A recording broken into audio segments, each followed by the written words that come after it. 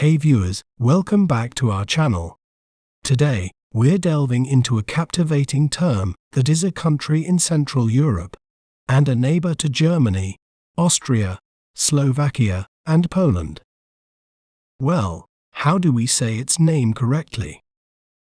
We may pronounce it as Czech Republic, Czech Republic, Czech, Republic. The Czech Republic is known for its rich history, beautiful architecture, and vibrant cultural scene.